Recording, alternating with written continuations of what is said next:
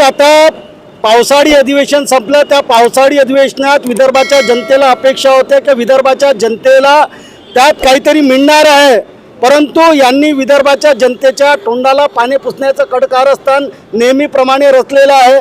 म्हणून विदर्भाच्या जनतेचा अपेक्षा भंग झाल्या आणि विदर्भाच्या जनतेचं एकच म्हणणं आहे की स्वतंत्र विदर्भ राज्यच करा, आम्हाला आता महाराष्ट्रात राहायचं नाही. कारण महाराष्ट्र राज्यावर आज 12,04,000 करोड रुपयाचं कर्ज आहे आणि अशा ह्याच्यात ते विदर्भाचे धरणं पूर्ण करू शकत नाही. शेतकऱ्यांच्या पांदण रस्त्याच्या बाबत यावर काही चिंतन मनन नाही, त्यांच्या रस्त्यासाठी पैसे नाही.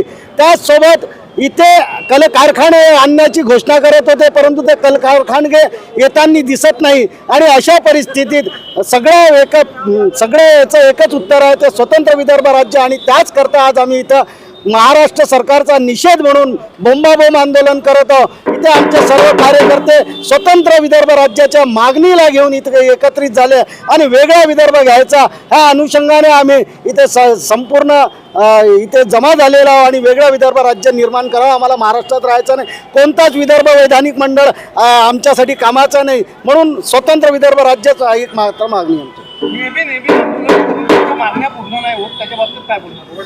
हे सरकार निगरगट्ट झालेली आहे. परंतु तुम्हाला माहीत असेल की या सरकारनेच वादा केला होता 1957च्या यांनी ठरावसुद्धा घेतला होता. मग खामगाव ते आमगाव अशी एक यात्रासुद्धा काढण्यात आली होती.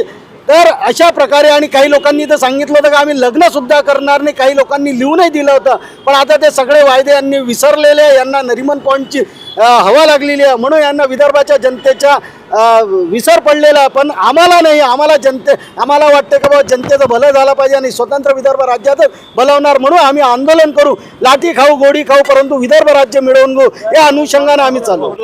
सोनम वांगचूक तिथे बसलेले आहे. आज 17वा दिवस आहे. ते मरणासन्न अवस्थेमध्ये झाले आहे. त्यांचा BP शुगर सगळं कमी झालेलं आहे. अशा स्थितीमध्ये सुद्धा सरकारला काही घाम फुटलेला नाही. सरकारचा एक व्यक्ती तिथे गेलेला नाही की तिथली परिस्थिती काय आहे. आज युवा आत्महत्या करून राहिलेला आहे. NITची परीक्षा रद्द झाल्यामुळे 22-25 विद्यार्थ्यांना तिथे आत्महत्या करावी लागलेली आहे. आज इथेनॉलच्या मिक्सिंगमुळे सर्वांच्या गाड्या तिथे बंद पडून राहिलेल्या आहे. गाड्यांवर लाखो रुपये खर्च येऊन राहिलेला आहे.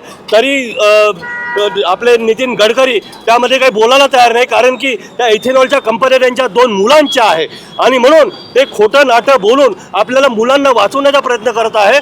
सगळं यामध्ये घोळ आहे, करप्शन आहे आणि हे सरकार पूर्णपणे करप्ट झालेले आहे.